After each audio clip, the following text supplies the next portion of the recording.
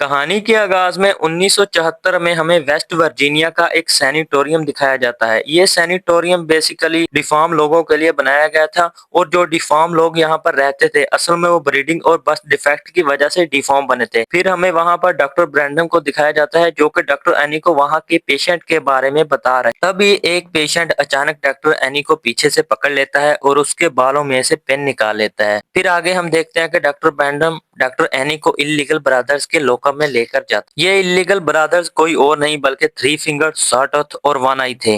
Doctor Brandon बताते हैं कि ये तीनों भाई उसे जंगल में मिले थे और यही वजह है कि इनको इल्लीगल ब्रदर्स कहा जाता है। और जब ये उन्हें मिले थे तब वो अपने पेरेंट्स को खा चुके थे और यही वजह है कि डॉक्टर ब्रैंडन उन्हें वहाँ के सबसे खतरनाक पेशेंट कहता है।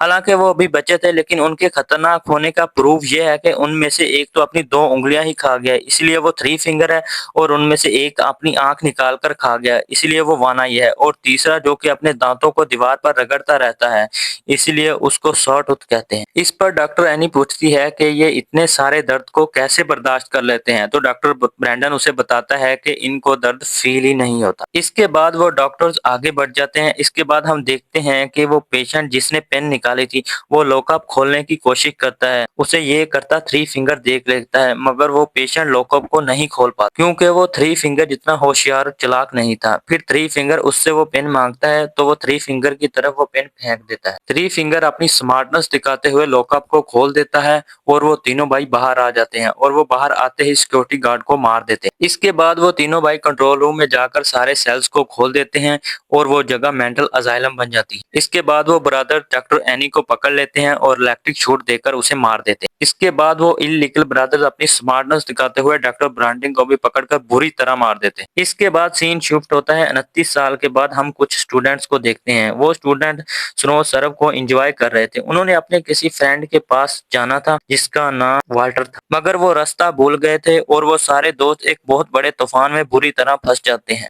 इस तूफान में उन्हें एक बिल्डिंग नजर आती है लेकिन उन्हें मालूम नहीं था कि ये बिल्डिंग वही सैनिटोरियम था जहां पर वो तीनों इल्लीगल ब्रदर्स रहा करते। जैसे ही वो दोस्त अंदर जाते हैं तो उन्हें पता लग जाता है कि ये जगह कोई हॉस्पिटल था और वो वहां पर आग जलाकर आराम से बैठ जाते हैं। फिर थोड़ी देर के बाद वो इधर उधर घूमने लगते हैं और उन्हें इंचार्ज ऑफिस में से एक वाइन की बोतल भी मिल जाती है और वहां पर कुछ देर के बाद उन्हें एक पेशेंट की फाइल भी मिलती है जिससे उन्हें मालूम हो जाता है कि ये ऐसी जगह है जहां पर डिफॉर्म लोगों को रखा जाता था। इसके बाद हम देखते हैं कि वो तीनों भाई किसी को लेकर सैनिटोरियम पहुंच जाते हैं। फिर उन स्टूडेंट में से तीन लोग नाइट स्पेंड करने के लिए बेड्स को चेक करने के लिए जाते हैं। फिर उनमें से एक लड़के को अंधेरे में कुछ नजर आता है लेकिन जब वो चेक करने के लिए अंदर जाते हैं तो थोड़ी देर बाद बाहर खड़े लोगों को शूटिंग की आवाजें सुनाई। किसी तरह से हिम्मत करके वो लड़कियां अंदर जाती हैं। फिर वो लड़का जो अंदर गया था विंसन उन्हें डरा देता है और कहता है कि मैं तो तुम्हारे साथ मजाक कर रहा था। दोनों लड़कियां नाराज होकर वापस चली जाती हैं और हम देखते हैं कि वानाई उनका पीछा कर रहा है। इसके बाद विंसन सबसे माफी मांगने के लिए अकेला ही जनरेटर रूम में चला जाता है और किसी तरह से जनरेटर ऑन कर देता है। फिर वो तमाम स्टूडेंट पार्टी करने लगते हैं और पूरे सैनिटोरियम में हलचल मचा देते हैं। रात को वो सब स्टूडेंट्स अपने अपने कमरे में सो जाते हैं लेकिन विंसन को नींद नहीं आ रही थी। वो इधर उधर घूमने लगता है। फिर अचानक अंधेरे में उसे कोई खड़ा नजर आता है लेकिन अभी उसे सोचने संभलने का मौका ही नहीं मिलता और सॉटूथ उसके सर में आयरन रॉड घुसा देता है। सुबह वो सब विंसन को ढूंढते हैं। उनका सारा सामान भी गायब था और वो आपस में बातें करते हैं कि शायद विंसन उनके साथ कोई मजाक कर रहा हो। फिर वो सब विंसन को ढूंढना शुरू कर देते हैं। फिर उनमें से चार स्टूडेंट बेसमेंट में जाकर देखते हैं कि वहां पर काफी सारे औजार पड़े हुए हैं। फिर वो सारे स्टूडेंट अलग अलग डायरेक्शन में चले जाते हैं। इसके बाद जैना किचन में जाकर देखती है कि सॉटूथ एक लाश के टुकड़े कर रहा है। तभी थ्री फिंगर वहां पर आकर सॉटूथ को ले जाता है और जैना वहां से भागकर अपने दोस्तों के पास आ जाती है। अभी वो आपस में बातें ही कर रहे थे कि उनके सामने एक शर्ट में कोई चीज पैक आकर गिरती है। जब वो उसे खोलकर देखते हैं तो उनमें उनके दोस्त वाल्टर का सर था। फिर वो सब अभी समझ ही नहीं पाते कि बालकनी से तीनों ब्रदर एक वायर को फेंक कर क्लेयर को ऊपर खींच लेते हैं। कायल उसे बचाने की भरपूर कोशिश करता है लेकिन उसका सर धड़ से अलग हो जाता है और वो कायल पर आकर गिरता है। वो सब बाहर निकलकर भागने की कोशिश करते हैं लेकिन उनकी स्नो मोटर स्टार्ट नहीं होती क्योंकि इल्लीगल ब्रदर ने उनके स्पार्क प्लग निकाल दिए। फिर उनमें से लॉरेन जो कि स्काई चैंपियन थी वो पैदल जाकर मदद लाने का फैसला करती है और वहां से वो अपना सफर अकेले ही शुरू कर देती है। उसके बाकी साथियों के पास गर्म कपड़े नहीं थे और वो बाहर सर्दी में भी नहीं खड़े रह सकते थे, इसलिए वो वापस आकर ऑफिस रूम में खुद को लॉक कर लेते हैं। कुछ देर के बाद वानाई ऑफिस रूम में होल करके केनिया को पकड़ लेता है, तो ब्रिजेट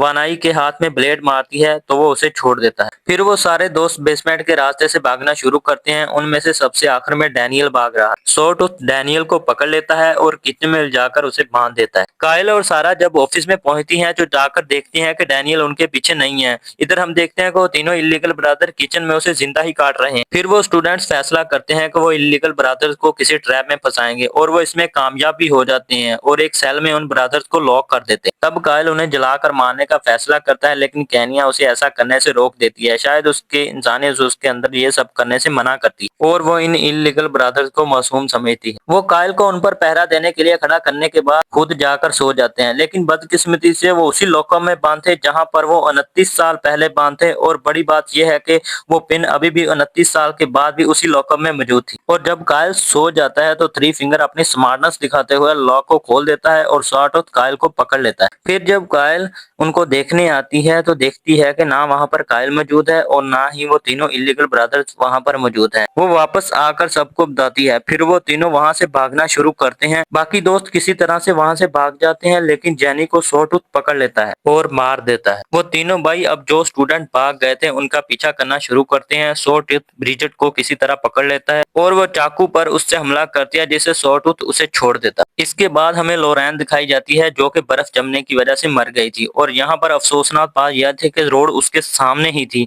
जो कि तूफान की वजह से उसे नजर नहीं आई और वो मर गई। अब सिर्फ केनिया और सारा ही बचते हैं। वानाई केनिया को पकड़ने ही वाला होता है कि सारा उसे मारकर नीचे गिरा देती है और वो दोनों अपनी स्नो लेकर वहां से चली जाती हैं। वो दोनों बहुत ज्यादा खुश होती हैं कि हम लोग इनसे बचकर वापस निकल आती हैं, लेकिन खुशी खुशी में उन्हें वो वायर्स नजर नहीं आती जो इलीगल ब्रदर ने लाई थी और उन दोनों का सर धड़ से अलग हो जाता है। इसके बाद हमें थ्री फिंगर दिखाया जाता है जो उनका सर उठाकर वहां से ले जाता है। इसी के साथ दोस्तों ये कहानी यहीं पर खत्म हो जाती है।